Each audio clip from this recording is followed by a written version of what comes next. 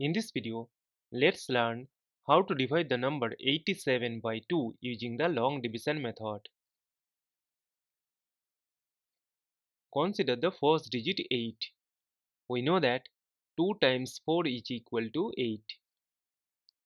Subtract, we get a 0. Now this 0 is less than 2. That is why we will bring down this adjacent 7 here. See that this is the number 7. So we will remove this 0. And we know that 2 times 3 is 6. Subtract, we get 1. Now 1 is less than 2, but we have no number to bring down here.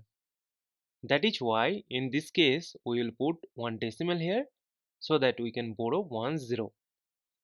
And we know that 2 times 5 is 10. Subtract, we get a 0. As we have got the number 0 and we have no number to bring down here, so we will stop. Therefore, 87 divided by 2 is equal to 43.5. And this is our final answer. Thank you for watching. Please like, share and comment on the video. Also do subscribe the channel.